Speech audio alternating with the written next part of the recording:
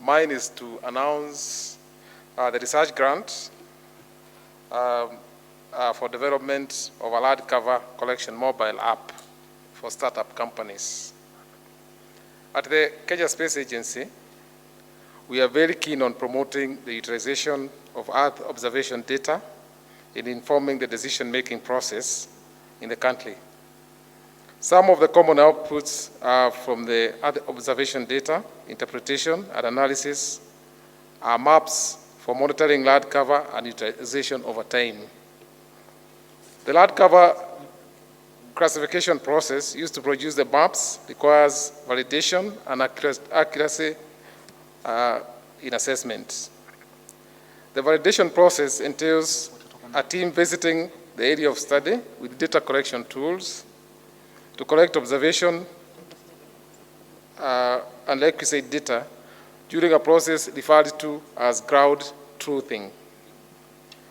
The Kenya Space Agency in this financial year is introducing an additional research grant for the development of a large cover data collection mobile application. It is expected that this mobile application will produce a platform for hosting customizable questionnaires for recording observations in the field, as well as storage functionality, that is a data repository, on the device and remotely in a database. So in most cases, from our research, we realize that they use mobile phones to communicate with people offshore in case of any distress or emergency. But that is not always the case, because at the show, there's a network outages. The coverage is not good because they're relying on mobile phones. So we ask ourselves, can we design a system that doesn't depend on a terrestrial infrastructure like mobile phones? And our answer was yes. We can do that with a small satellite that is positioned in space, and that satellite can be used to relay messages to any control center. And therefore that formed our primary objective, which was to build a nano satellite at our university. And then this satellite should facilitate emergency response by sending AIS messages. So AIS basically means automatic information system, and is simply a message that is broadcasted by ships or boats every time they are offshore, and they are just sending their location. So they are just alerting everyone that this is my location as it moves. So the secondary objective was also to capture the images the satellites are doing. So this is the structure of our system, subsystem, and I'm going to explain it. So, as you know, the whole purpose is whenever the fisherman is on the lake, he has or she has to know their location at that particular time. How do they know their location? Thanks to GPS, we have got GPS satellites that can be accessed everywhere as long as you have the receiver. So yeah, our boat is fitted with a device called angelfish transponder. Angelfish is just the name of the manufacturer. And this device, what it does, it receives signals from GPS satellites in space. These signals contain the location of this boat at that particular time. So when it receives this location, this transponder broadcasts this location to anyone around. However, if it broadcasts this location, it means if you position a satellite in space, it can also receive the location information of the boat at any particular time. So what we are doing, we are receiving the location from the GPS, the transponder that is fitted at the fisherman's boat sends the location back to the satellite, and then the satellite relays the information back to the ground station. The just concluded Kenya Space Agency research grant for development of an 1 IU nanosatellite has demonstrated the innovation capabilities latent in our universities and what can be realized with support of industry. We have no doubt a long way to go to be counted among the world's spacefaring nations. But what we are witnessing today are small steps towards a more fruitful future. The grants to be awarded today are an investment in our future, and we call upon our partners to match this initiative or offer support in kind towards furthering space-related research, innovation, and investment in the industry.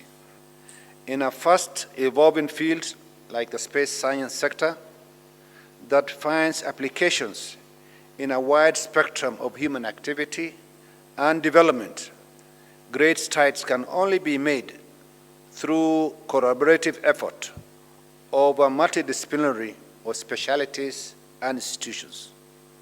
Such collaboration frequently realize the cost-effective solutions to common societal challenges. I therefore laud the institutions present here today who are stakeholders and industry, the KCA, the institutions and the universities for this collaboration, because if we didn't have these collaborations, then we'll not be here today to develop innovations.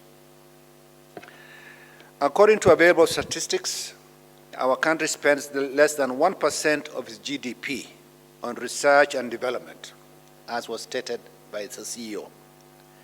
It is highly encouraging and gratifying to note that the Kenya Space Agency has dedicated a minimum of 10% of its budget to research and development on space systems, engineering, design, and development. I applaud Kenya Space Agency for that. Our journey for this development started last year, October, when we were awarded 1 million Kenyan shillings by the Kenya Space Agency to develop a bench model of one new satellite. And after that, we gathered together a multidisciplinary team of students from 3 departments of the University of Nairobi. That is the Department of Electrical and Information Engineering, the Department of Mechanical Engineering, and the Department of Geospatial and Space Technology. This team then of 11 students and 3 faculty engaged in this exercise. And most of the work actually was done by the students and our guidance. This was a multidisciplinary project, and so our task as the mechanical engineering team was to develop the structure. The structure is just the enclosure. It was to design and develop the enclosure. Now this is a bench model, which is just a prototype, but in a space-grade model, the structure is the one that protects all the internal components, all the subsystems during launch, because they experience considerable loads, and during deployment in space. And so what the structure does is that it protects the other components like the onboard computer, the camera, any payloads, any missions. I had been working on the camera mission, which mainly deals with the camera in the satellite, and our aim was to ensure that the camera will be able to take images and transmit it back to the satellite, and as well as store those images and ensure that they are of a good resolution so as to be able to transmit some information from them.